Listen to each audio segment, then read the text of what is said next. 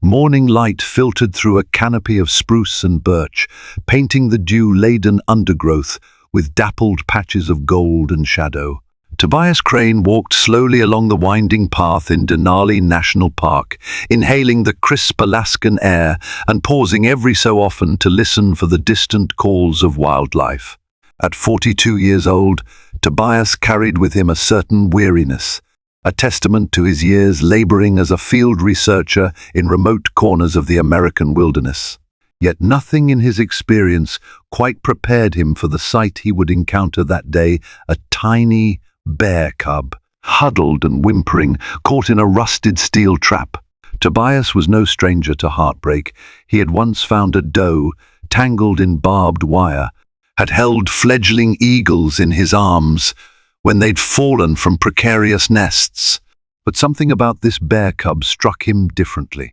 Perhaps it was the heart-wrenching way it tried to tug its paw free from the jagged steel jaws, or the barely audible whine that rippled from its throat. His own heart constricted at the thought of how such a device, a cruel relic from rogue trappers, still found its way into the protected expanse of Denali. Glancing around, he saw no sign of the mother bear. This was both a relief and an added worry. A protective sow bursting upon him unexpectedly would have spelled disaster, but the absence of the mother hinted she might be dead or separated. Swallowing hard, Tobias knelt in the soft loam beside the cub. Its fur was a rich brown that verged on cinnamon. To keep himself calm, he mouthed quiet reassurances. "Easy there, buddy," he whispered, as though the words might soothe the small creature's panic. "I'm here to help. Hang on." The cub recoiled slightly, twisting its body with a frantic twitch. Tobias felt a spike of fear. He knew even young bears possessed surprising strength. Yet this one was so weakened from the injury, likely dehydrated and exhausted, that it only managed a pitiful swat. Tobias slipped off his canvas backpack, rummaging for supplies. He carried a small pair of bolt cutters meant for cutting through barbed wire. Though not ideal for heavy steel traps, it might suffice if the trap was old and corroded. Carefully, he slid the cutters around the clamp. The bear let out a pitiful groan, thrashing anew. Tobias murmured soothingly, as though speaking to a frightened child. With a final squeeze of the handles, the rusted jaws sprang open, releasing the cub's paw. Blood coated the cub's fur, matted in thick, dark patches. The wound was deep, but from what Tobias could see, no bone protruded. Relief flooded him. "You're free," he breathed. The cub lay shivering on the ground, adrenaline spent. Instinct battled gratitude, fear overshadowed by exhaustion. Tobias quickly tore strips from a spare T-shirt in his pack and wrapped them around the cub's injured foreleg. He knew time was of the essence. The wound needed proper veterinary care if the cub had any chance of avoiding infection. In theory, the protocol was to call for park rangers and let them handle the matter. But he was alone, deep in the backcountry, without reliable radio reception. The nearest ranger station was miles away. Tobias thought briefly of simply leaving the cub for nature to take its course. Yet that felt like a cruelty he couldn't stomach, especially when he had the tools to help. He scooped the trembling bear into his arms gingerly to avoid further pain and stood, uncertain but resolute. For hours he navigated the wild terrain, bearing the cub's weight against his chest. Every branch that cracked underfoot, every gust of wind, made him glance about anxiously. A mother grizzly would never have left her offspring for long unless something dire had happened. But predators roamed these woods. At times, the cub let out weak whimpers, as if it sensed the precariousness of its position. Tobias felt a kinship in that vulnerability, two travelers bound together by chance. By twilight, he and the cub had reached a dirt road that led to a small ranger outpost. Exhausted, shoulders and arms burning, Tobias knocked on the door of a log cabin that served as a station for the park's wildlife resource team. A startled ranger, Caroline Franks, opened the door. At the sight of a man carrying a bloodied bear cub, her hand flew to her mouth. That night, they cleaned the wound properly and radioed for the park's primary wildlife veterinarian, Dr.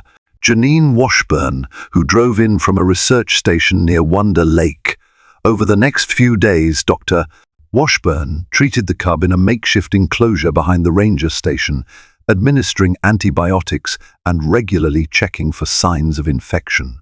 Tobias stayed close, working in tandem with the staff to feed the cub an appropriate mix of milk replacer fortified with nutrients.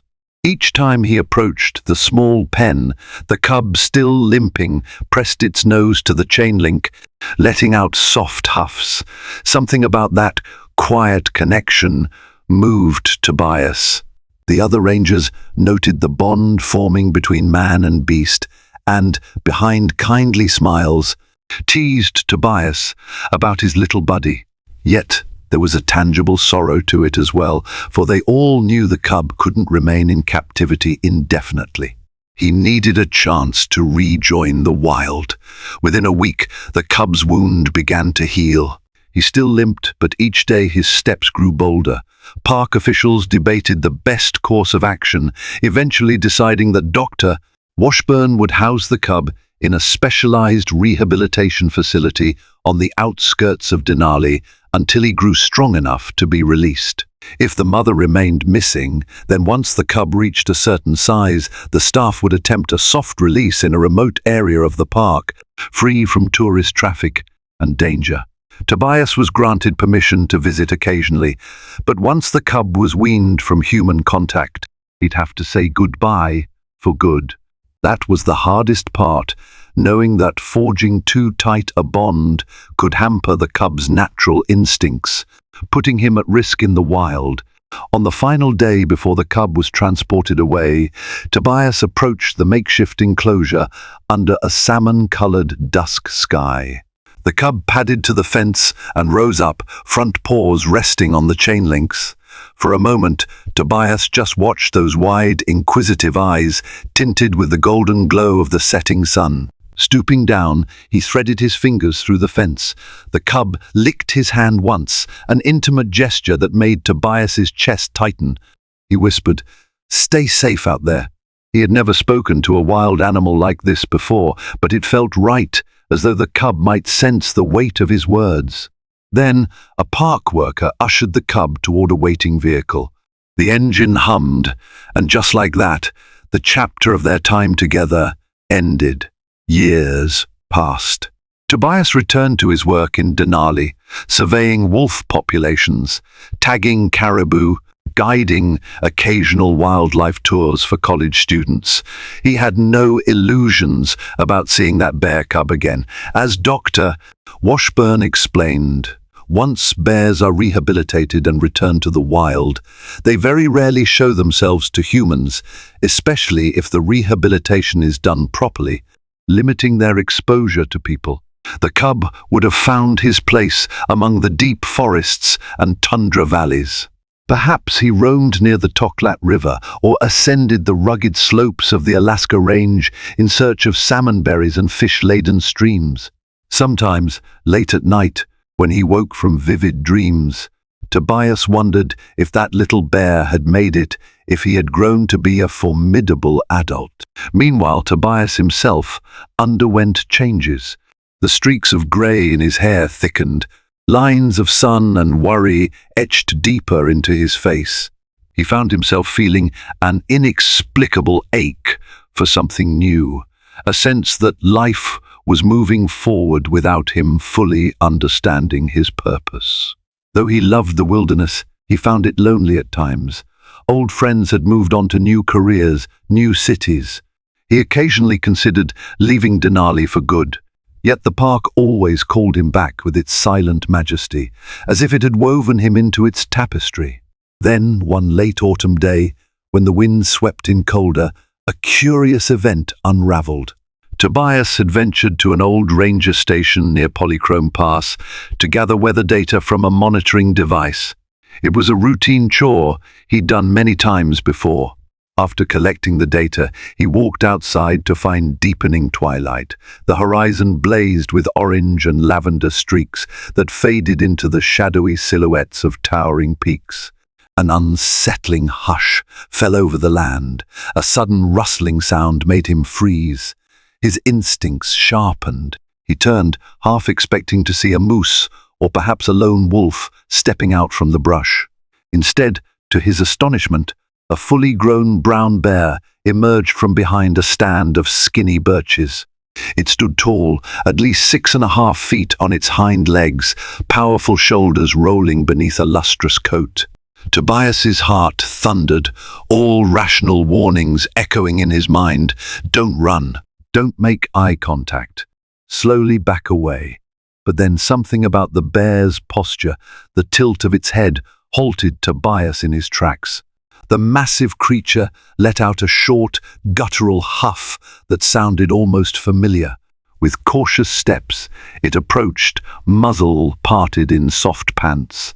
Though every bit of Tobias's training told him to maintain distance, a small voice in the back of his mind wondered if this bear might be the cub he'd saved. So many years ago, now grown into a robust adult. The notion was near impossible to confirm, yet something in his gut told him it was true. He fumbled for his bear spray canister, both out of protocol and caution, but he did not raise it. The bear, standing a short distance away, lowered itself to all fours and emitted a series of low vocalizations, a pattern of snorts and clacks. Tobias had heard that mother bears sometimes made such sounds to call to their cubs, an odd form of communication that seemed filled with intention. Unbidden, a memory bloomed of the day he pulled that steel trap apart, the day the small cub licked his hand in gratitude. Tobias's chest tightened again with that old familiar ache. Slowly, the bear moved away, turning its head to glance at Tobias as if beckoning him to follow. Tobias's mind whirled with conflicting instincts. This was insane to trail a bear in near darkness, in a place where the terrain was unpredictable and the threat of more wildlife lurked. Yet a strange certainty seized him, a feeling that the bear needed him to see something, so he followed at a careful distance. The bear would walk a dozen paces, glance back, grunt softly, then continue. They moved deeper into the forest, where shadows clung like ghosts to the trunks of stunted pines. They eventually came upon a narrow creek bed littered with fallen branches. There, Tobias saw a second bear, smaller and limping, lying on its side near the water's edge. The animal's flank rose and fell in labored breaths. Tobias's pulse pounded. Perhaps this was the grown bear's mate or sibling, possibly wounded. Trying to maintain calm, he approached slowly, heart thrashing in his chest as he read the scene. The smaller bear had a nasty gash on its hind leg, likely inflicted during a fight or an unfortunate run-in with sharp rocks. A low moan rumbled from the injured animal's throat. Tobias took a trembling breath, shifting his gaze to the large bear who had led him here. "Did you bring me to help?" he whispered, half to himself. As if in response, the big bear let out a quiet chuff and took a few steps back, sitting on its haunches at a respectful distance. Tobias crouched beside the wounded bear, rummaging through his pack. He still carried a basic first aid kit old habit from his earlier fieldwork days. His hands shook as he poured antiseptic over the wound, the bear twitching in pain. He worked as gently as possible, cleaning dirt and debris. The wound was deep, though not as severe as the steel trap injury he'd once treated. The smaller bear let out a whine of protest, muzzle curling back, but it was too weak to lash out. Meanwhile, the large bear watched with unnerving intensity. Tobias felt an otherworldly hush descend upon them. He realized that the bigger bear might well attack him if he harmed its companion. Yet it didn't. It sat silently, the only sound the shuffle of pine needles and the rush of blood in Tobias's ears. In that moment, Tobias felt as though he'd stepped out of the everyday realm and into a space where man and beast understood each other on a fundamental level. A fleeting thought flickered through him. This is the cub, the one I saved. Years ago, Tobias had offered aid to a helpless creature, never imagining it might do the same for another in his presence. Now, that same animal, if indeed it was the same, had sought him out to help a fellow bear. It was as if it carried a message, a demonstration of a bond that transcended species, an awareness that one small act of compassion can echo years into the future.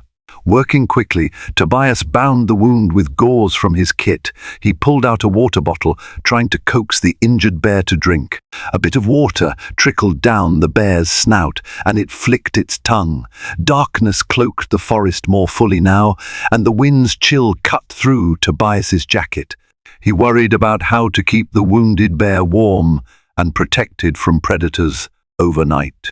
A search and rescue station was too far to reach on foot at this hour, but he had a lightweight tarp in his pack. "Stay calm," he murmured, more for his own sake than theirs. He draped the tarp over the bear's body, insulating it from the wind. By the moon's pale light, he could see the large bear pacing and sniffing the air, ever watchful. A swirl of awe and fear churned in Tobias's chest. The silence stretched into minutes that felt like hours. Each second weighted with the knowledge that he stood in the presence of two formidable wild creatures, one wounded, the other guarding it. The gentle trust or understanding bridging them was unlike anything he'd experienced before. Eventually, with the wound dressed and the immediate danger mitigated, Tobias took a step back, exhaling shakily. He considered how best to get help. Maybe he could slip away to the ranger station a few miles back, but that would leave the injured bear untended. There was also a risk that the big bear would misinterpret his departure as abandonment. He decided to stay for the night, checking the wound and waiting for dawn when he could hike out to find veterinary assistance.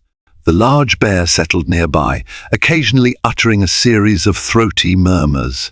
The wounded bear's breathing was shallow but consistent, and it dozed fitfully. Tobias cleared a patch of ground for himself, piling pine needles for warmth, and sat cross-legged, back against a sturdy trunk. An uncanny feeling of calm washed over him. He gazed up through the branches at slivers of starlight glinting in the black sky.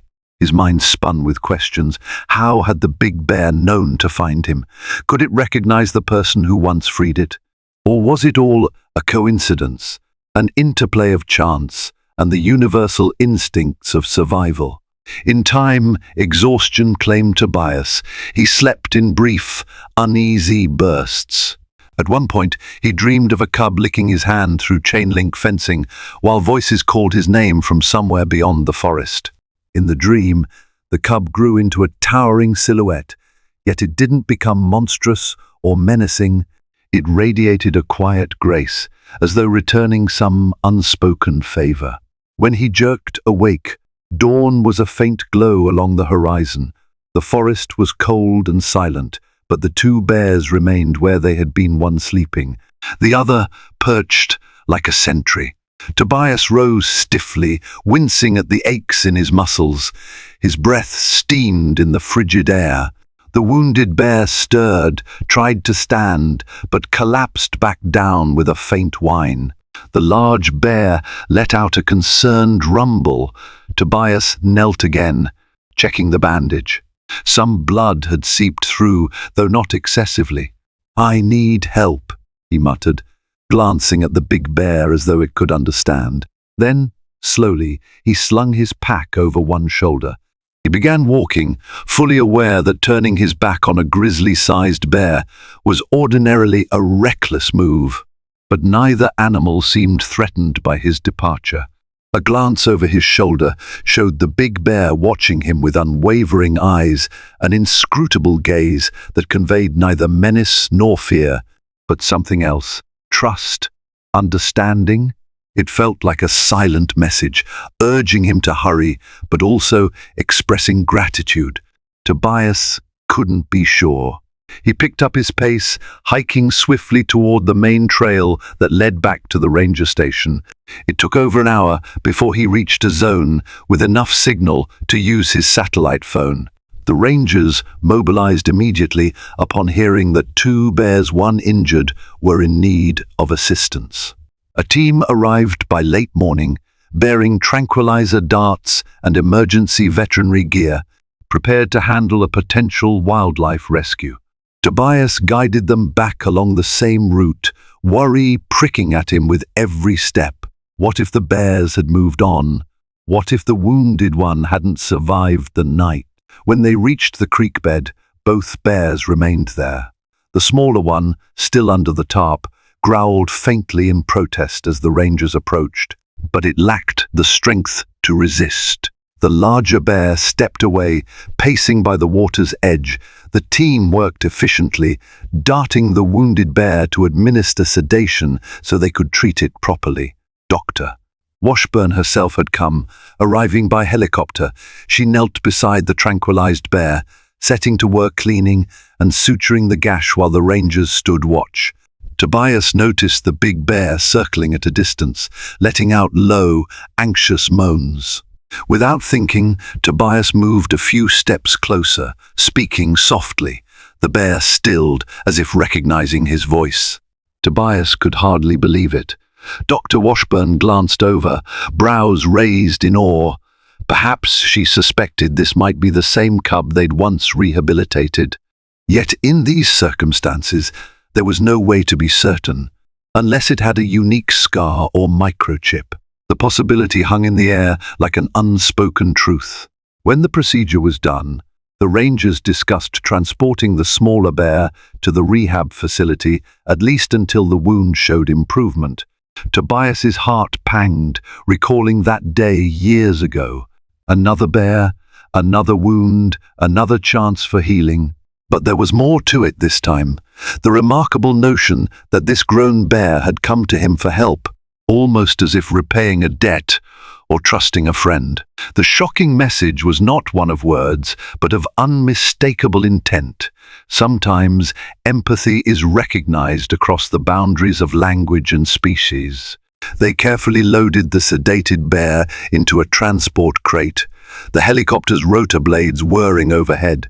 The large bear paced anxiously, clearly distressed but unwilling to attack. Tobias felt an urgent need to reassure it somehow, though how does one comfort a creature so fundamentally wild? Stepping forward, he lowered his voice. "We're trying to help," he said, feeling foolish but compelled to speak. The bear stopped and stared at him with an intensity that made Tobias's stomach clench. Then, in a moment that would stay etched in Tobias's memory forever, the massive bear ambled toward him, muzzle parted in short, sharp breaths. Tension prickled among the rangers, hands straying toward their rifles just in case. But the bear merely paused a few yards away. It exhaled a gusty breath that enveloped Tobias in the earthy scent of wild fur and musk. Its eyes seemed to search his face, as if memorizing a friend. Then, slowly, it turned and loped into the trees. The rangers exhaled as one. No one spoke for a moment, the hush broken only by the helicopter. Tobias felt tears dampen his eyes, unashamed. In the weeks that followed, the smaller bear recovered under Dr. Washburn's supervision. The story spread quietly among the staff, how a grown bear had seemingly led Tobias to its injured companion, as if delivering a message that trust and gratitude could transcend species. Park administrators cautioned against anthropomorphism, insisting that while animals can form associations, they don't harbor complex intentions. Still, those who knew Tobias believed there was something extraordinary in that silent summons for help. When the smaller bear was deemed fit for release, it was returned to a protected area within Denali National Park. Tobias, along with a handful of rangers, participated in the release, opening the transport crate near a creek feeding into a broad meadow.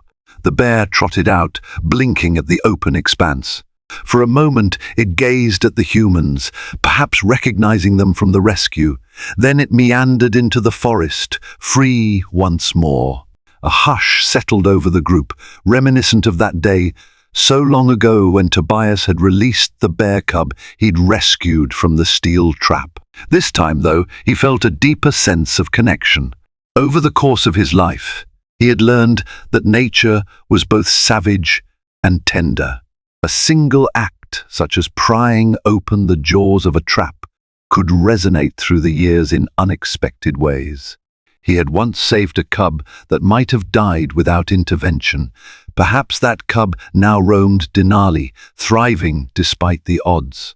Perhaps it had recognized him and returned with a desperate plea to help its companion. Perhaps the message was simply the echo of compassion, passed from one being to another. Shortly afterward, as Tobias prepared to retire from his position, his body yearning for rest and his heart longing for new horizons, he found himself unable to truly leave Denali. He lingered in the park for another year, working part-time, guiding visitors and teaching them about the region's ecology. Whenever he told the story of the grown bear's appearance, he kept it simple. I once saved a cub, and years later, a big bear found me in the woods and led me to its injured friend. Maybe it was the same cub, maybe it wasn't, but it made me realize that every small act of kindness matters. People listened, eyes shining, torn between wonder and skepticism. But the sincerity in Tobias's voice was unmistakable. He didn't claim mystical powers or miraculous abilities. He merely shared the awe and humility he felt, a reminder that humans are part of a broader tapestry of life, one filled with quiet mysteries and uncharted connections. On his last official day as a Denali field researcher, Tobias ventured alone to that narrow creek bed. Autumn had turned the birch leaves into golden coins, flickering in the breeze, and a hush fell over the forest. He stood by the water, remembering the two bears, the quiet vigil through the night, the tension of that final meeting. Part of him hoped he might catch one more glimpse of the massive brown bear, but the forest held its silence. Sometimes wonder visits only once, leaving behind a memory that shapes who we are. As he turned to go, Tobias felt a serene sense of closure. He would carry the story with him wherever he went. Perhaps in a year or two, if life called him elsewhere, he would speak of Denali's wild magic, of the day a bear cub found an unlikely savior, then returned years later to deliver a message of trust. It wasn't a message spelled out in words, but in the abiding language of life. That compassion creates ripples that stretch beyond our immediate understanding, forging bonds we can neither predict nor break. Stepping back onto the trail, Tobias cast one final look at the wilderness behind him. He could almost imagine two dark shapes moving silently among the undergrowth, a bear and its companion, free under the endless Alaskan sky. With a half smile, he turned forward, feeling a gentle warmth in his chest. His footsteps carried him down the path, leaving behind footprints that soon vanished among the rustling leaves. Yet the memory of that day of a man who saved a trapped cub and the grown bear returning with an unmistakable plea for help would remain as a testament to the power of empathy, resilience, and the quiet miracles that unfold when we dare to care. And so ended one chapter of Tobias Crane's life in Denali. But the legacy of that day, whispered among rangers and retold to curious visitors, lived on. It reminded anyone who cared to listen that in the wildest corners of the world, where tooth and claw rule, there is still a flicker of tenderness, a recognition that we are all tied by invisible threads of compassion. And sometimes, if we're lucky, we receive a shocking message that reveals just how connected we truly are.